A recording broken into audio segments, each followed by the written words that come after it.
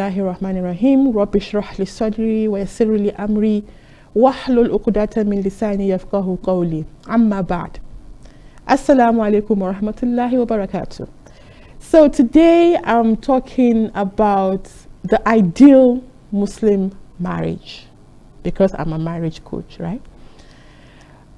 But do you know that the ideal Muslim marriage starts from the wedding?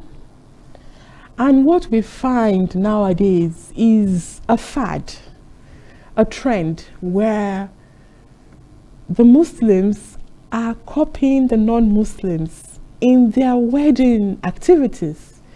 So even in the wedding dress, our Muslim sisters are wearing the white wedding gown the Christians wear to church, and the men are wearing suits.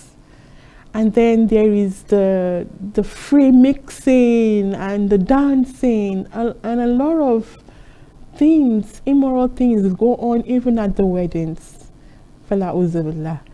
Please, let's remember that there is something called barakah, and that is blessing. And you need a whole lot of it to survive marriage. Yes, I know the wedding is exciting, but if only we prepared for the wedding the way we prefer, if only we prepared for the marriage the way we prepare for the wedding, many marriages will succeed. The extravagance that goes on at the weddings is not Islamic.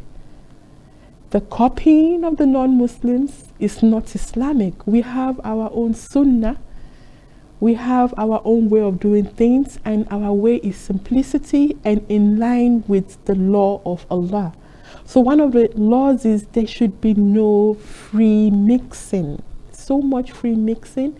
And the woman should be very decently dressed, very modestly dressed in her hijab. Not this wearing of heavy makeup and you're wearing a transparent white wedding gown or something like that. I am a marriage coach, and part of my work is to listen to couples who are having trouble. And I hear all kinds of sad stories, distressing stories. And it makes me to appreciate how much we need the barakah of Allah in our marriages.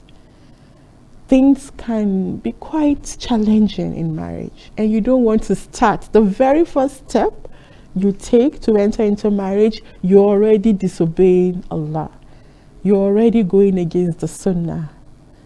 So my sisters, there is a beautiful hadith that whoever imitates a people is from them. And we don't want to be from the non-Muslims. We are being guided to Islam. We are proud of it. It's the most perfect blessing to have. And we don't want to waste it because we want to copy. We want to, follow the trend. You want to be what everybody's doing on social media, posting all these things, all kinds of things that are going on. You know better than me what goes on in Muslim weddings these days.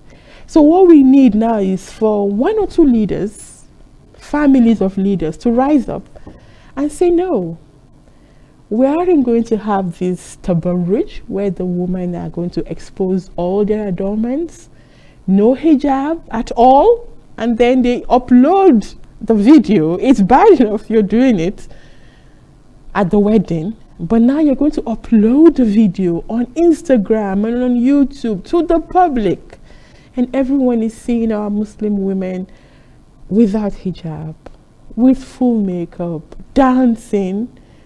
Do you think this will bring the barakah of Allah or the anger of Allah?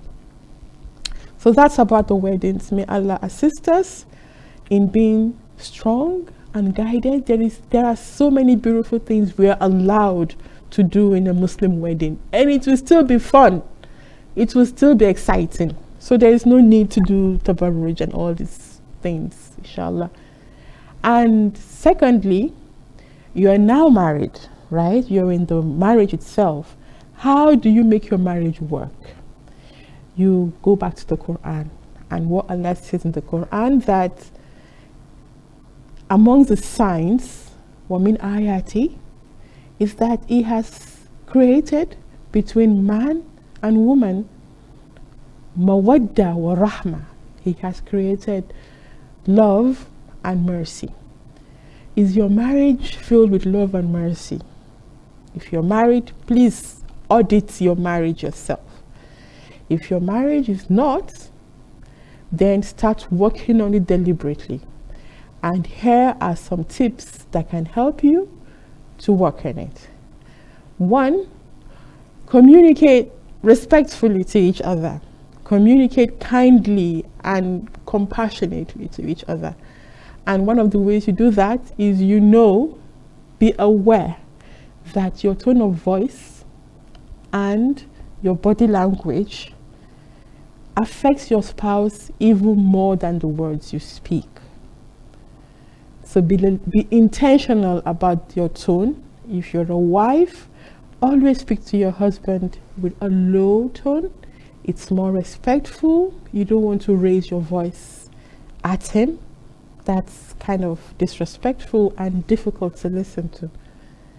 And your body language as well, as a wife, you want to show that you are submissive to him.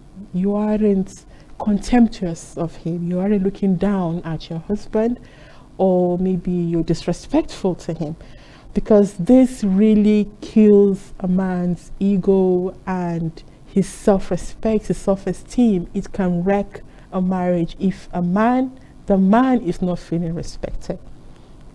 And for the man, when you're communicating with your wife, always make sure that you show kindness to her. You show love to her, because that's what women crave. So these are the 2 ways to communicate so that your marriages will be filled with mawadda wa rahma. On a final note, I would encourage viewers to Google the 5 love languages developed by a marriage counselor from over 30 years of experience. And what he says, there are 5 love languages. The first one is words of affirmation. The second one is touch. The third one is quality time. The fourth one is acts of service. And the 5th one is gifts. So you will find that if you want to feel loved, one of these 5 things is what makes you feel loved the most. So you have a responsibility as a spouse. If you want your marriage to be filled with love and mercy, the way Allah says in the Quran, you need to know your spouse's love language. And I encourage you all to Google that and find out more. So on that note, it's a goodbye from me, and subhanaka Allahumma wa bihamdik.